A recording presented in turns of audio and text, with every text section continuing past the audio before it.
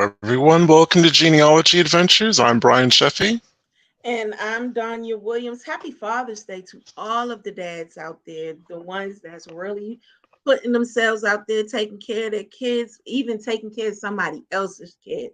Thank you so Mhm. much for being who you are. Yep, and I'm sure the barbecue grills are going to be going this weekend because today is Father's Day and tomorrow is Juneteenth.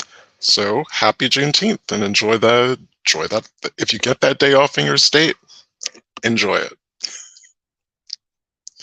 And we have got quite the show for you today, so we are gonna just get straight into it. So today we're going to be talking about joining lineage societies as an African American, and today we're going to really be focusing on Sons of the American Revolution. So I'm going to introduce our two guests. Kevin Graham is a proud descendant of several patriots who fought in the American Revolutionary War. Kevin's research as a historian and a genealogist has focused primarily on free families of color from the counties of Bladen, Columbus, New Hanover, Robeson, and Pender prior to the Emancipation Proclamation of 1863. Kevin accepted the position of president of the Lower Cape Fear chapter of the Sons of the American Revolution. We're going to refer to that as the SAR through this show. As the first African American to hold that position, today Kevin serves as a historian and registrar for the chapter. Genealogist and researcher Luke Alexander is also a member of the same Sons of the American Revolutionary chapter. Luke is a genealogist and a community historian focusing on African American and indigenous heritage in the Carolinas. He has ancestry from several of the earliest recorded families of African origins in America. That's going to probably make us cousins, along with being a direct descendant of the Lumbee, the Waccamaw, and Cape Fear Native American nations. Welcome to the show, Luke and Kevin. Thank you. Thank you. Yes, welcome. Okay, there's so much to cover. It's really kind of hard to figure out what the first question was going to be. Because obviously this is a genealogy show as well as a history show, so we'll be talking about records and kind of how you proved your ancestry.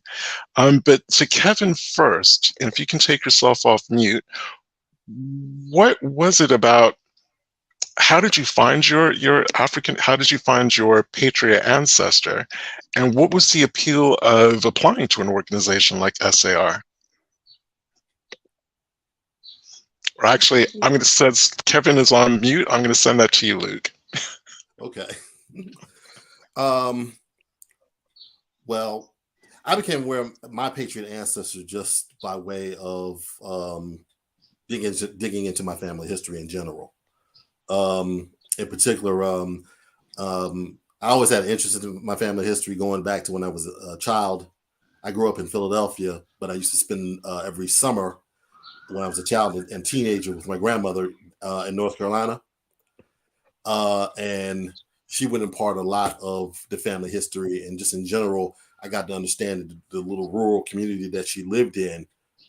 I began to realize, wait a minute, the neighbor on this side is a cousin. The neighbor over here is a cousin. The person down the street is a cousin. We call this one Aunt so-and-so and Uncle so-and-so. Okay, the whole neighborhood's basically related.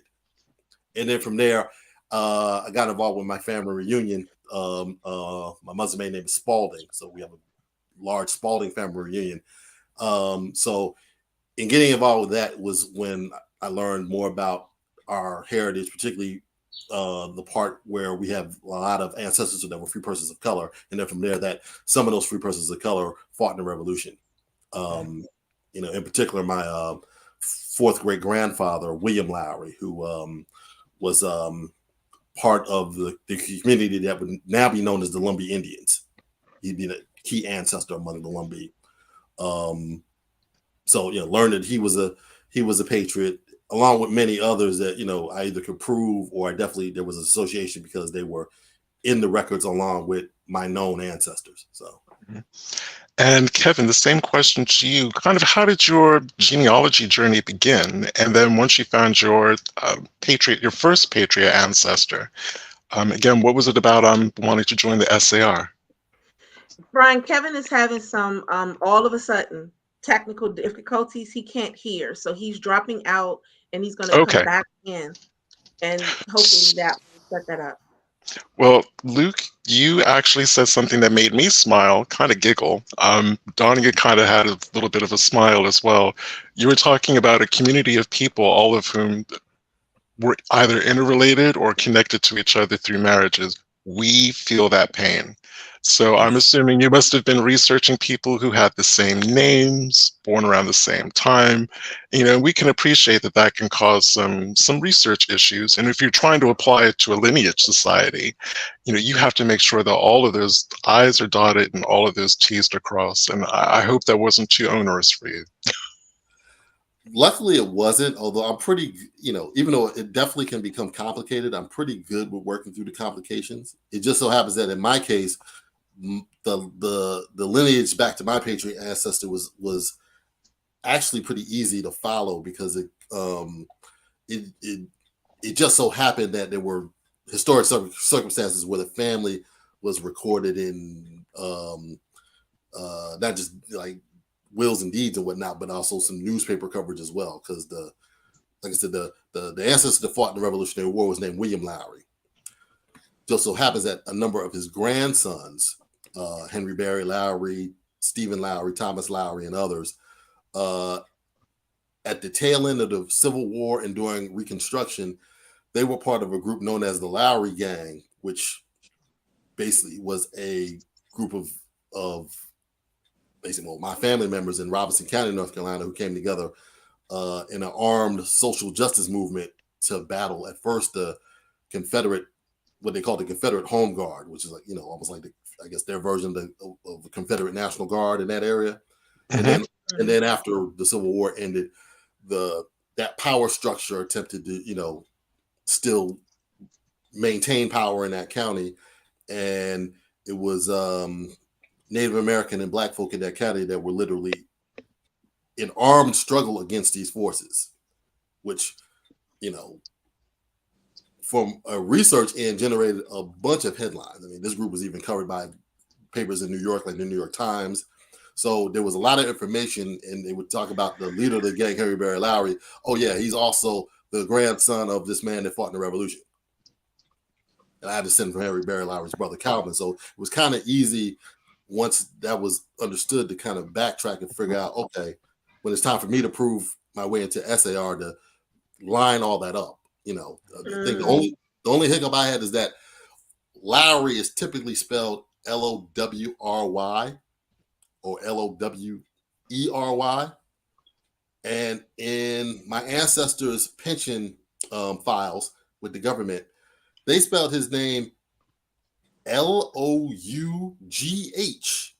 Oh, okay. So that must have been a discrepancy that you really had to go into. Because again, when you're applying to a lineage society, everything has to match.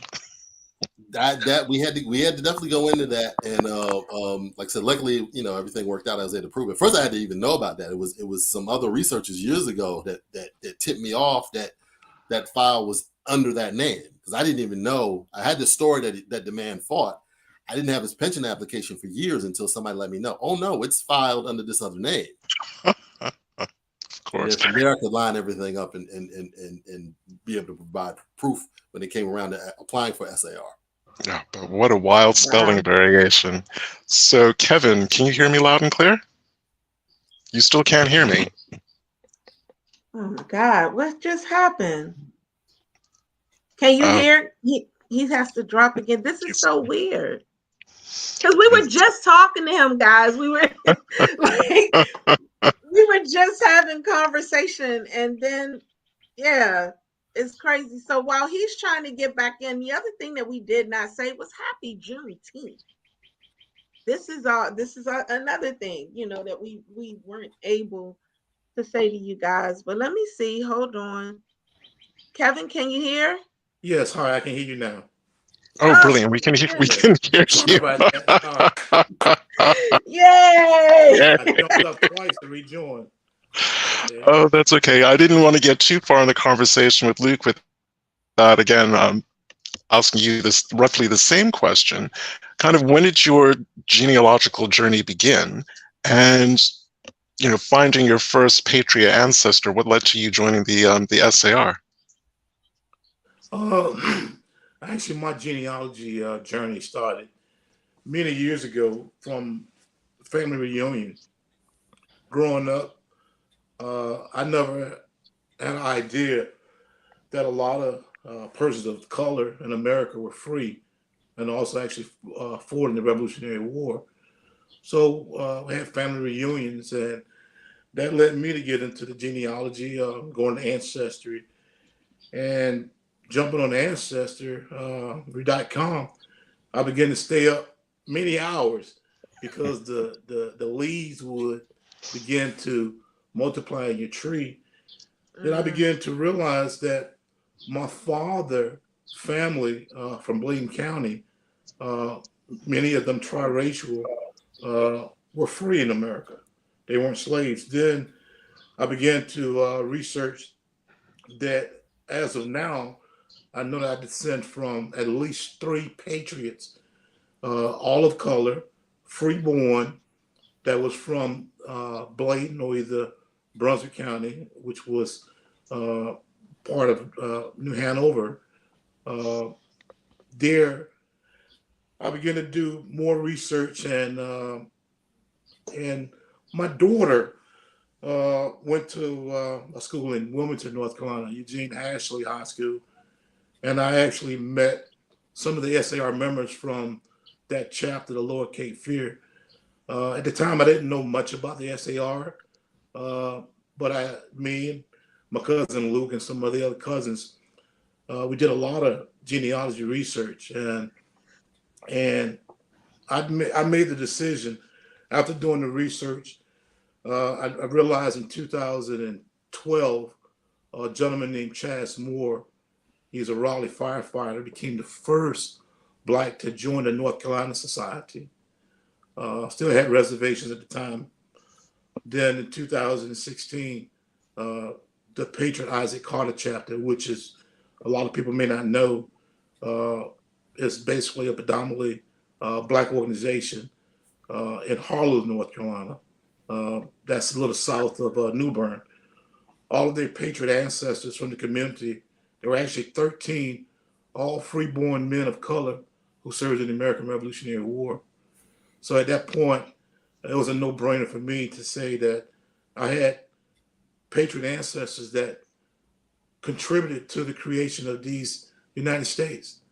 This organization is designed as a United States chartered organization by the federal government as a blood lineage organization. And a lot of persons within these United States don't know that they descend from such great patriots who contributed. So at that point, beautiful. At that point, I discussed it with my wife and cousin Luke Alexander, and I did the paperwork. I said, well, let's see what's going on. And there is some challenges. And usually the challenges that persons of color have, and like Luke said, our paper trail on my father's side is, I can go back to the 1800s in America on paper, them buying land and various stuff. But it's usually around the 5th generation, you get turned around. And that generation, there was some hiccups, but I stayed with it. To make a long story short, I became a member of the Lower Cape Fear chapter out of Wilmington, North Carolina, great chapter. I was the first person of color to become a member.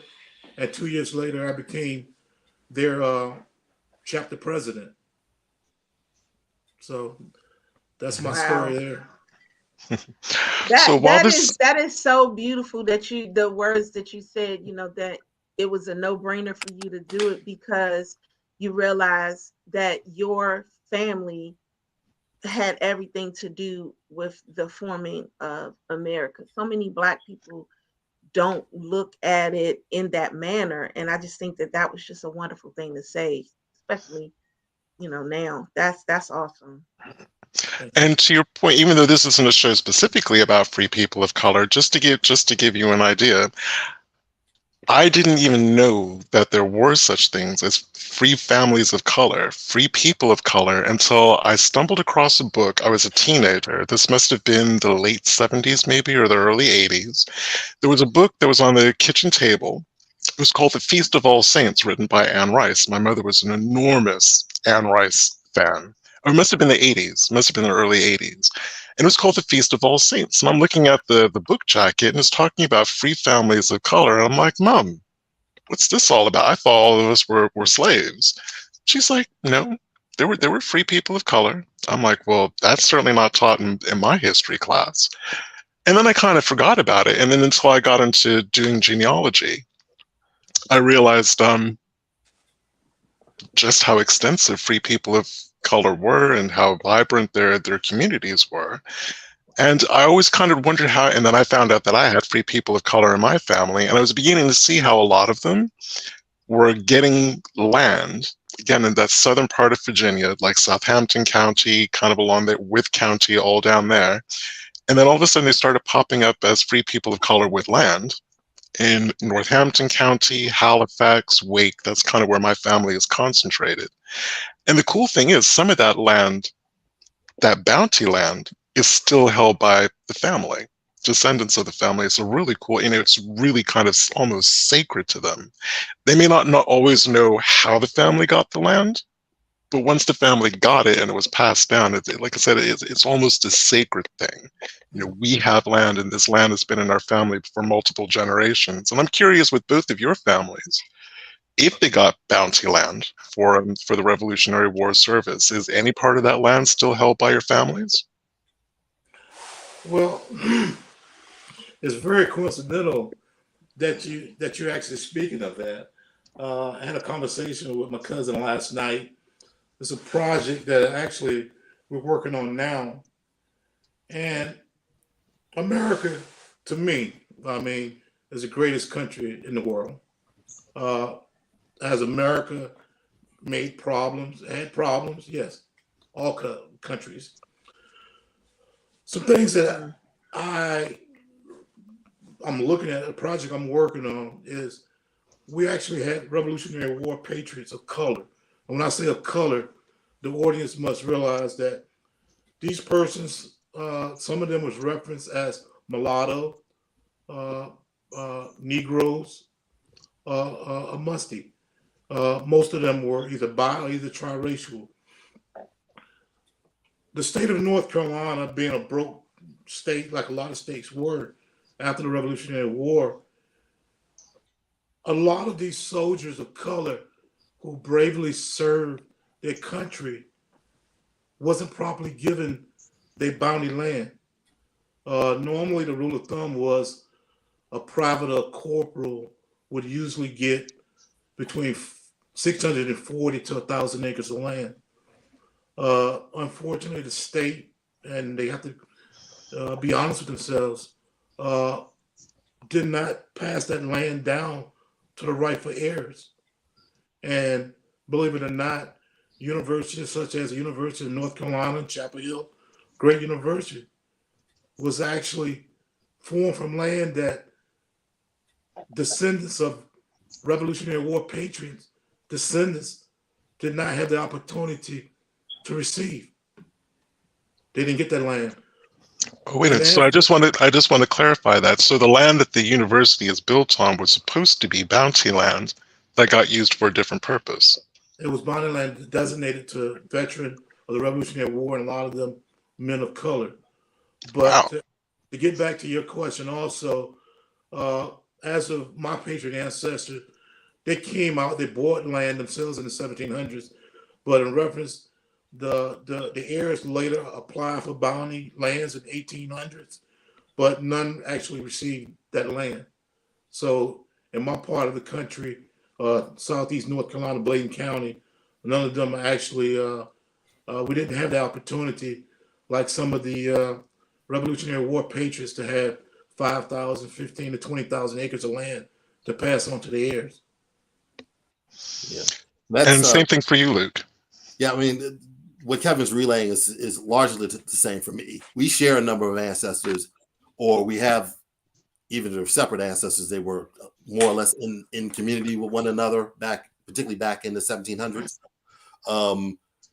Kevin and I originally linked up because I was doing the history on my family reunion. He was doing the history on his family reunion. And then when you go back so many generations, you realize we're chasing the same set of ancestors.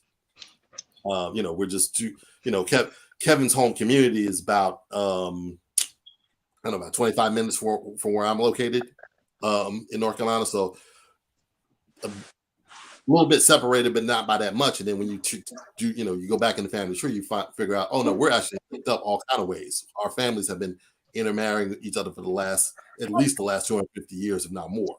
So, Wow. So early on, luckily the families were already using, the land grant system and land warrants and carving out space for themselves with land that they owned, even as early, like the oldest tract in the neighborhood, which I now live back when I mentioned I used to visit my grandmother's when I was young in the summer. I now live in that community now. Oldest tract of land in this community is that we have a deed for is a land grant from 1754. And that's the land that includes the cemetery where my grandparents, great grandparents, and on back are all buried at. Cemetery is called Mitchell Field. The person of color who got the original land grant is named John Mitchell. Mitchell's a name in our community. It's also a name you find up in northeastern part of the state, particularly Hertford County. But he's probably a spinoff of that community. But yeah, we so luckily we've got family members that were obtaining land before the Revolution. But in terms of that bounty land that soldiers should have gotten as being a part of the Revolution, what you see is like America often does, when you're marginalized, you may get sort of played out of position on things. When Kevin was mentioning about the University of North Carolina, University of North Carolina, when it was founded, it was funded in part by we didn't call it intestate now, but they use the word cheated, but essentially soldiers who, quote, died without heirs, and then their land or the money for their land was then assigned to the university to build up the university, because they didn't have they did not have alternative fundraising schemes to build the university up. Also there was land that was promised to soldiers that was out in Tennessee. If you're a free person of color, certainly there were free persons of color that went to Tennessee, particularly you may have heard of the Melungeon community out there, but a lot of our folks did not make that move, probably because it wasn't safe. I mean, you had to go, if you were going to make a move, you wanted to move somewhere where you were going to ensure that your freedom was going to be maintained, not end up somewhere where you'd be vulnerable. So, so basically when we're going through the records, we see that our ancestors, in particular, when it comes to that land piece from fighting in the Revolution, they're not coming up in the records as holding on to that land. We found one case where one of the commanding officers of one of our relatives in that time period, he takes the land from the veteran. Our relative's named Peter Jacobs. Peter Jacobs had his land taken by his superior officer. There's probably more schemes like that. And that's one of the things that Kevin and I are going to look into, is find out what happened to that land. Because, there's definitely a pattern where, free persons of color are not getting their land that was promised as being Revolutionary War veterans, and the same thing with a lot of the pensions as well. Because in the counties I'm right on the border I live in Columbus County. Bladen County is not even a mile away from me. And you go back to the records, Columbus and Bladen County, there's no free persons of color who are getting pensions. They are getting them in Robinson County. They're getting them in New Hanover County, which are neighboring counties that are not, not even 40 minutes away. But in these counties, you see a significant population of free persons of color, but they're not getting even pensions. I would have to go further to prove that, but we know American history. I would tend to believe that was orchestrated.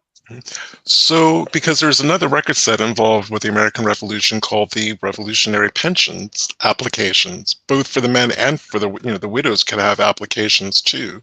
So I guess in Person County, would that affect someone's ability to be able to join either the Daughters of the American Revolution or the Sons of the American Revolution if there aren't those pension papers kind of filed or they weren't acted upon? Yeah, it would affect it because often the pension papers they may be your only proof of that lineage in that generation. And particularly if you're going through if you have to make the case through any female ancestors in particular, your pension, in some cases may be your only proof, because that's one of the hiccups with these organizations, SAR and DAR.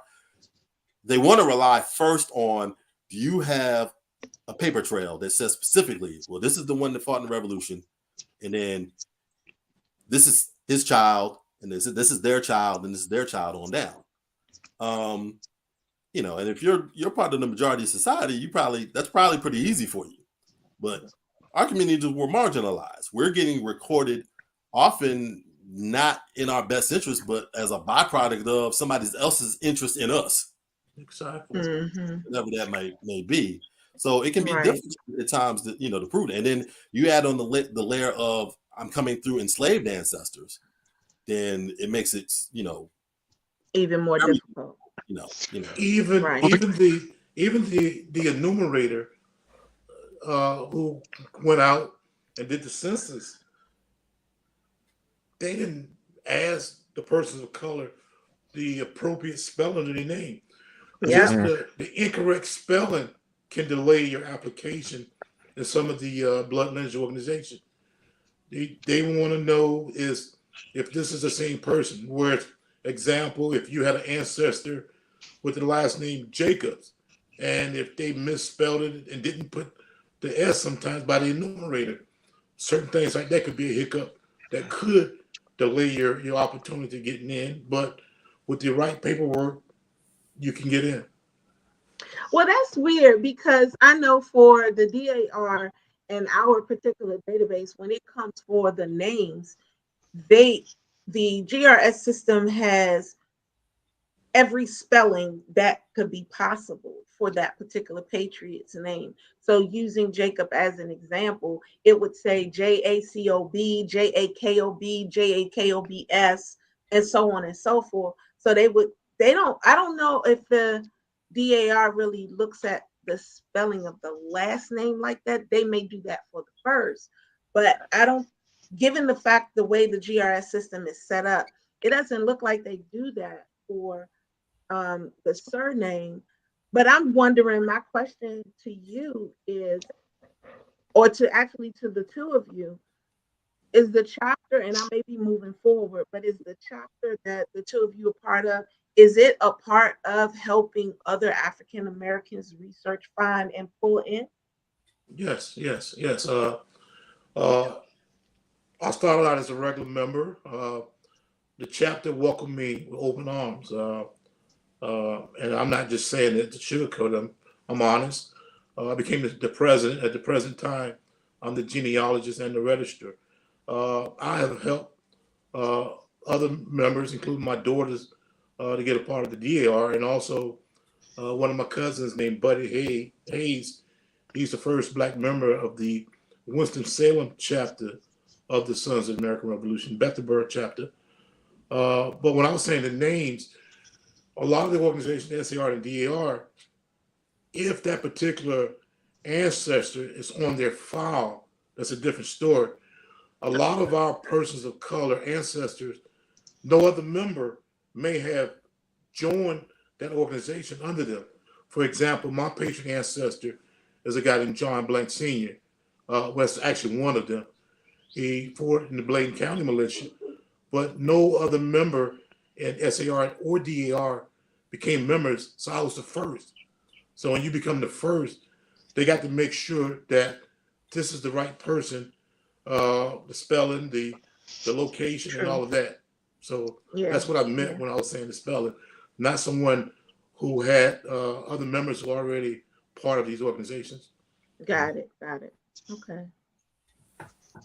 And again, I'm just thinking about, in terms of just basic genealogical research, Some free people of color communities are just difficult to research because they didn't really have an administrative, or at least the ones that I'm familiar with in and around Northampton.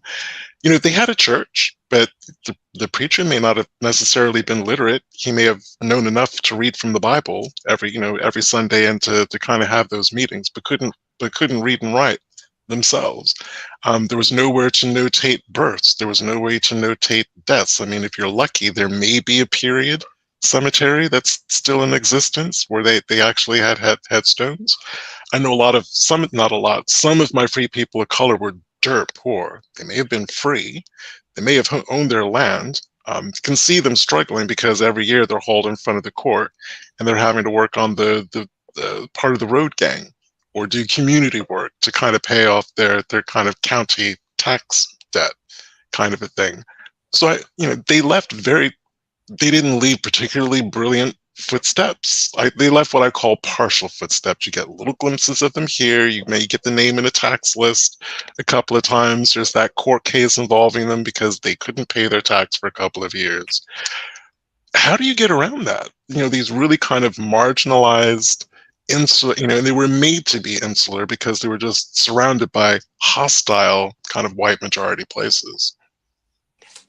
Well, that's what we face with our communities as well. I mean, it's the same story. I mean, my grandmother used to describe the neighborhood as our folks were land rich and cash poor. But in terms of the records, yeah, we're dealing with the same struggles because in our part of North Carolina, there are very little in the way of church records. I mean, we don't have baptism records. We've come across very few Bibles that go back well into the 1800s and that kind of thing. So we're just piecing it together, off of census and deeds, wills. Luckily we do have some good cemeteries, but then again, the markings only go back but so far. Exactly. So similar issues in terms of trying to, prove these cases. I think I remember this might have been before we went live, but I know Kevin mentioned about how the SAR in particular and the DAR will accept preponderance of evidence as a potential way to prove your lineage. If you can sort of pile up enough data points that kind of point to this is the most likely scenario on this particular set of ancestors, that is a way to possibly punch through.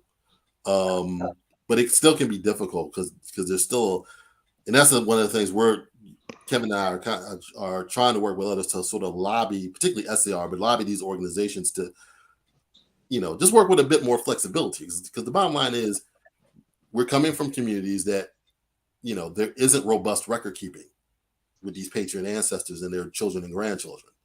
In particular, if they're free persons of color in a particular area, they're family. I mean, you can pretty much see that, but work with us in terms of these proofs because it can be difficult, and we're not going to have like one of the patterns we saw in our families is instead of wills, folks are selling land to their like I had a set of ancestors. They sold their children as they were in advanced age. They're selling them tracts for $1, but they're basically splitting up their land holdings rather than go through the will process.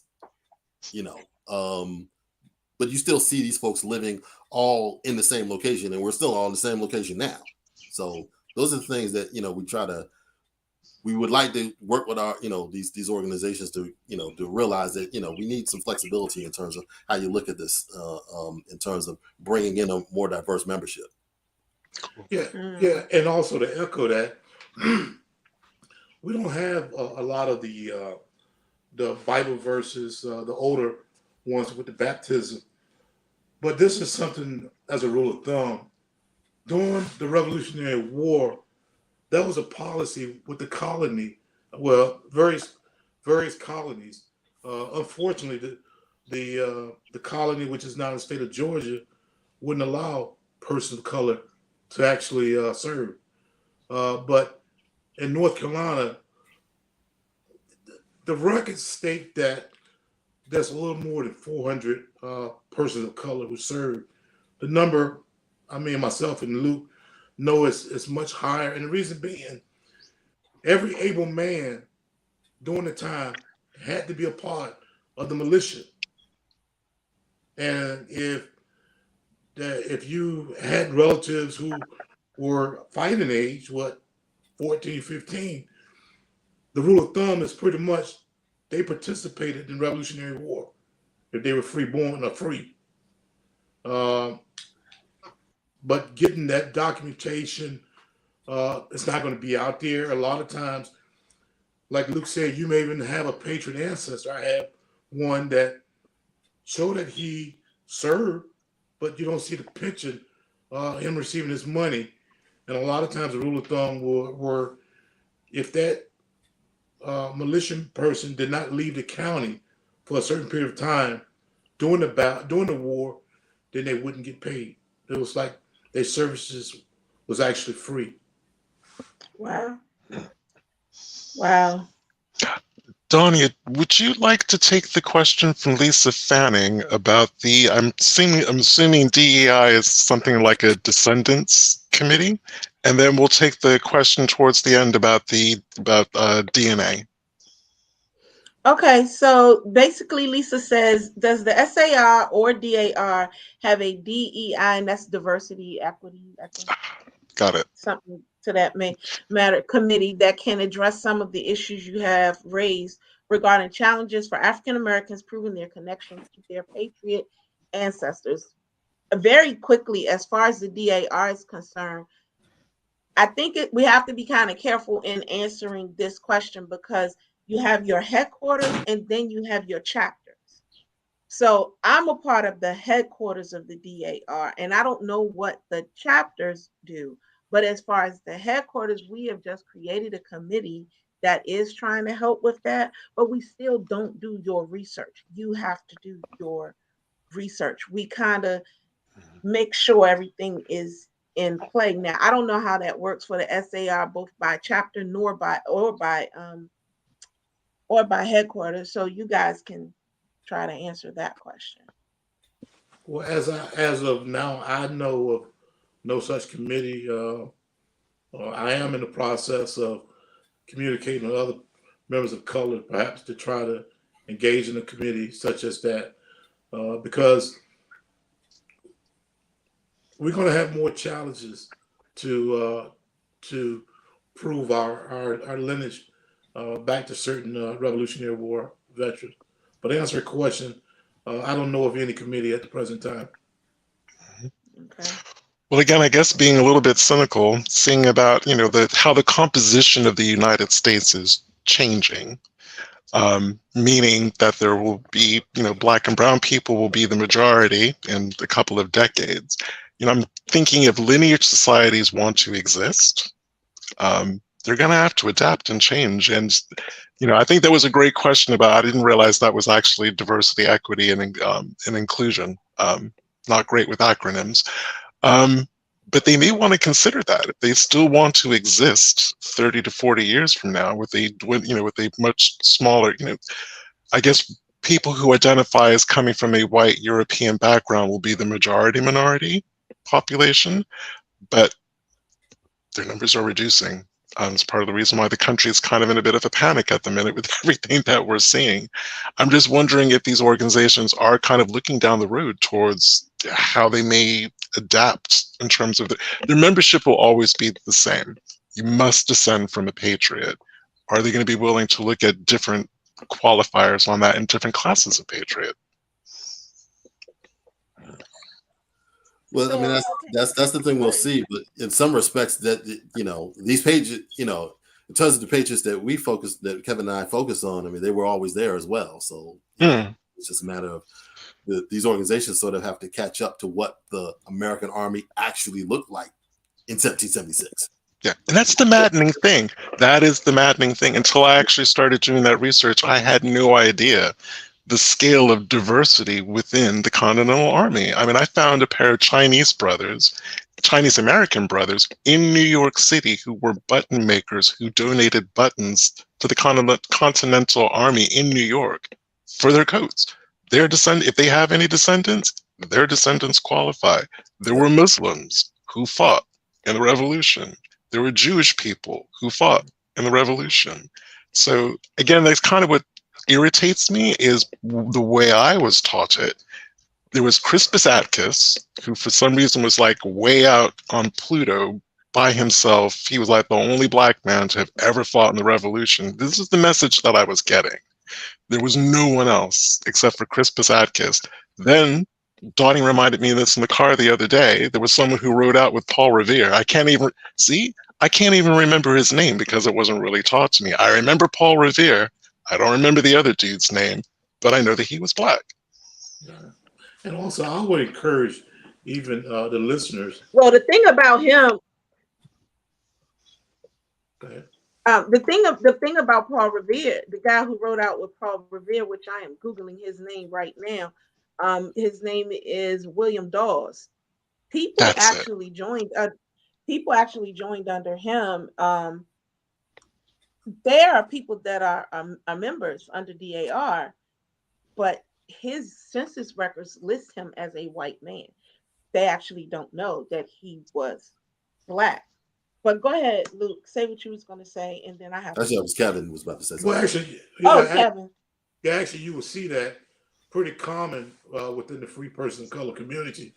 Whereas one census you may show them as mulatto, another 10 years later you show them as black, and up to the present time you show the whole family as Caucasian. So a lot of persons of color, change their ethnicity. But I would encourage the listening audience who believe that they may descend from a patriot ancestor, whether person of color or white, to take that leap. Go to the SAR, DAR website, fill the application out. If you need help, I'm not here. I can help. Luke can help, but got to take that leap first. I sat on the sidelines for years. I mean, I knew of SAR since 2010, 11, but then I didn't join the 17. But it was a no-brainer for me at that point. Right.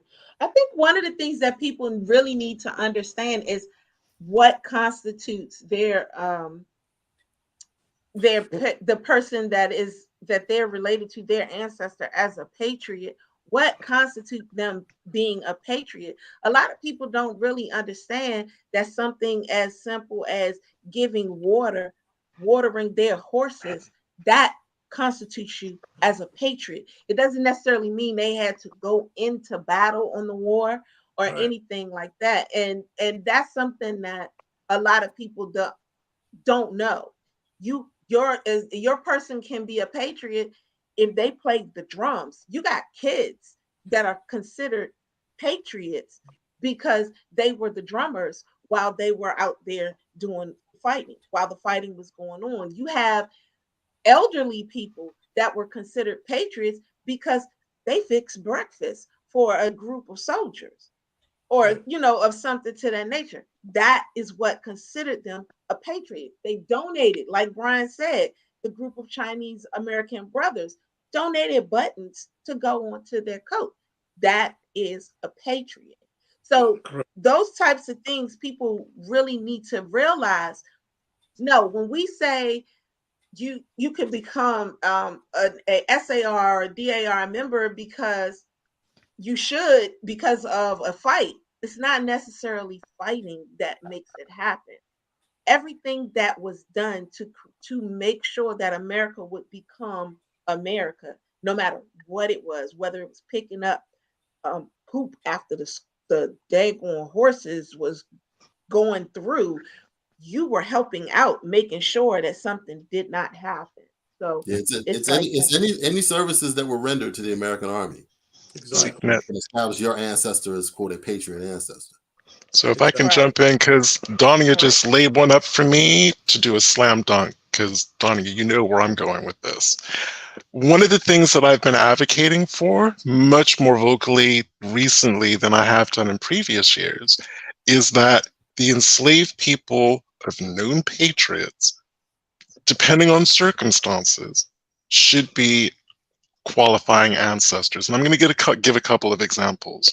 So my ancestor, Patrick Henry, never went anywhere during the Revolutionary War without his cook and without his like coach driver, his driver.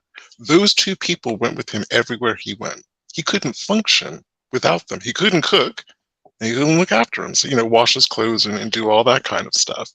So they were supporting him so that he could get on with the job that he was doing, being a Revolutionary War patriot. You can't tell me that George Washington cooked his own meals, sharpened his own bayonet and sword, and cleaned his gun. He had enslaved people to do that for him. He was able to do what he did because he had enslaved people doing for him.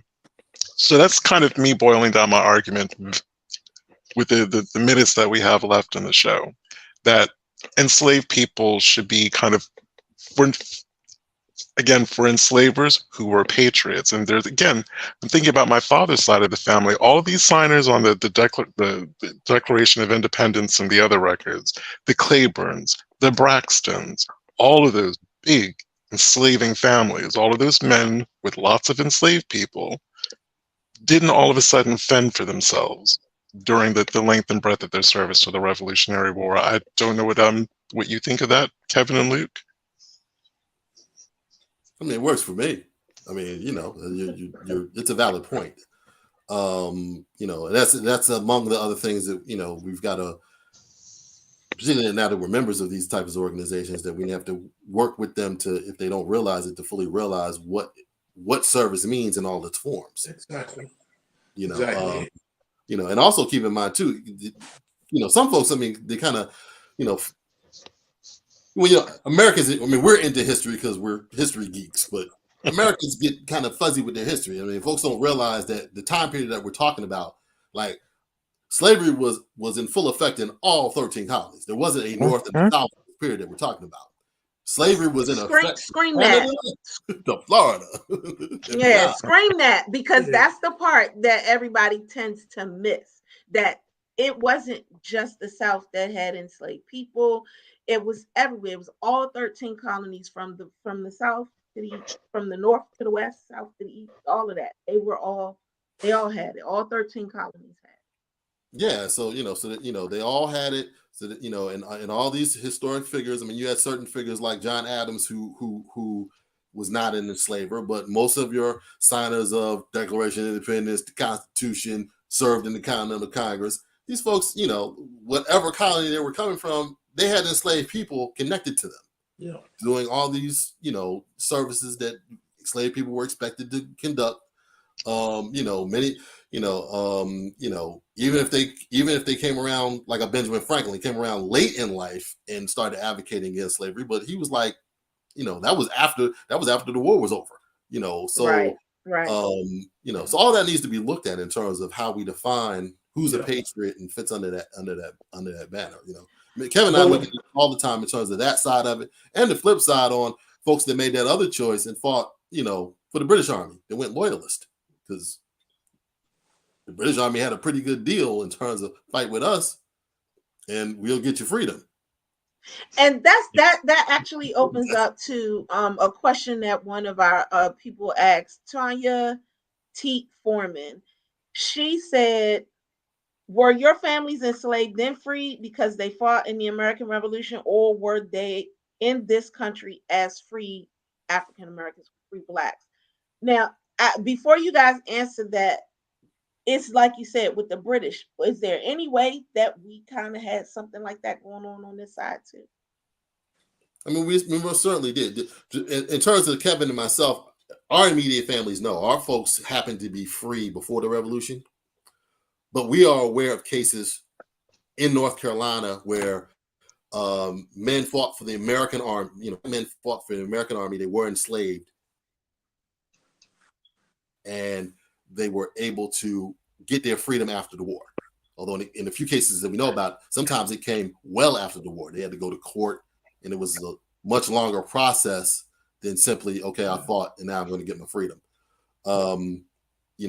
And then on the flip side, we are all aware of folks who fought for the British Army coming out of North Carolina, and were captured in documents like the Book of Negroes, who were evacuated after the war was over.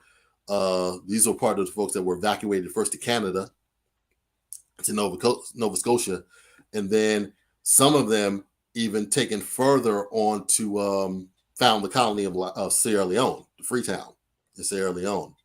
I always point out when I do presentations on this that a man who started out the revolution in Wilmington, North Carolina, Thomas Peters, fought for the British Army, and he ended up years later becoming, he's now considered one of the founders of the nation of Sierra Leone. Wow. Because he made that choice to fight with the British. So there's multiple stories going on, and we want to, as much as we are very much in tune to America and what it has become, there's a full story there on both sides that particularly I'm not afraid to deal with on both sides of it, because at the end of the day, it's our history. Right. And I love that. I'm going to say, for me, my free people of color were free people of color long before the Revolutionary War. Almost all of them go back to the first African Americans of Virginia. I am, however, familiar with 3 cases. 2 of them were in Charles City County, Virginia. One was in the Isle of Wight, Virginia, who were enslaved, fought with their enslavers in the American Revolution, and their enslavers freed them. And actually, part of their core petition was these people, variations on a theme. This was my manservant. He fought valiantly. He served me well. He also fought valiantly in the war, deserving his freedom. And the courts agreed.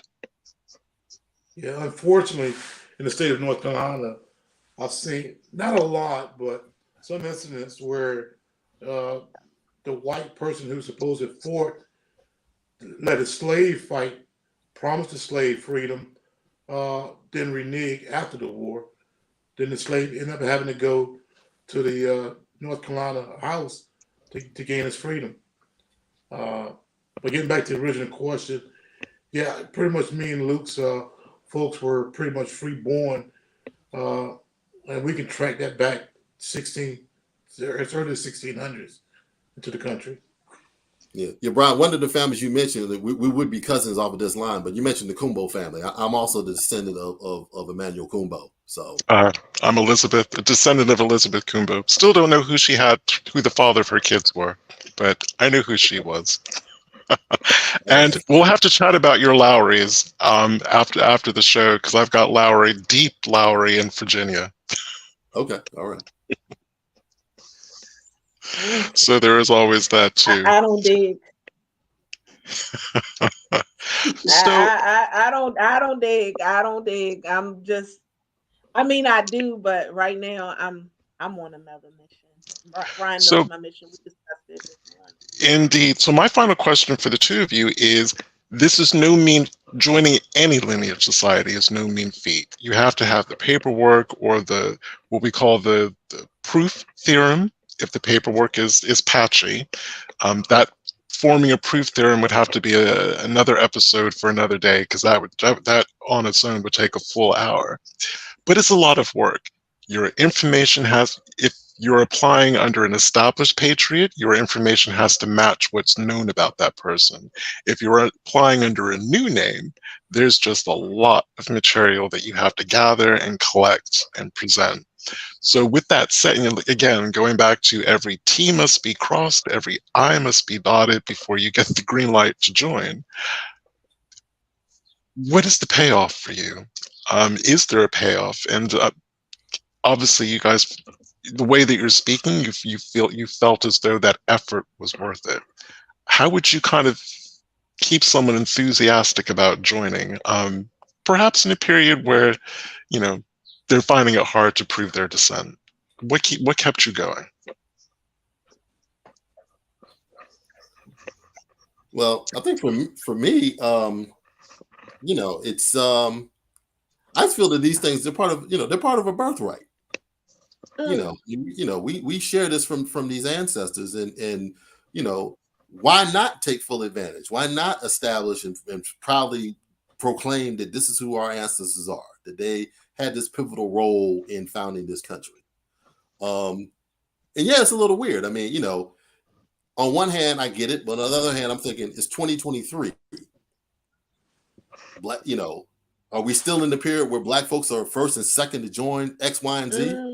So, unfortunately, we are. And this comes from somebody, like my 82-year-old mother back in like 1961 or so is, ducking fire hoses put on her because they're, the students are there, trying to integrate lunch counters and, all of that going on with the civil rights movement. And so some of this, you feel like it should be passed, but some of it is not quite passed, but like I said, for me, it's like, we definitely belong. We've always belonged. We're just establishing, for those who might not have realized, yes, Black folks, Native American folks, people of color fought in the revolution for the American Army, and secured freedom that then continues to be worked on, because America is always a work in progress. A more perfect union is always being sought. But yeah, we were there, and we've always been there. Amen. And final word to you, Kevin. What keep me going is that when I turn the news on, I see persons who tell people that look like me to go back to your country, go back where you came from. And these same individuals are first, second, and maybe third generation American. And I had Patriot ancestors, one of them, Zachariah Jacobs, who fought in one of the most important battles of North Carolina, the Battle of Guilford Courthouse, was wounded, captured twice, and went on to fight multiple battles. So that keeps me going to those individuals to say to you, no, go back to where you came from. Because my relatives, I'm triracial, like, my relatives, my Native American ancestors was here prior to anyone. So that keeps me going. That keeps me researched.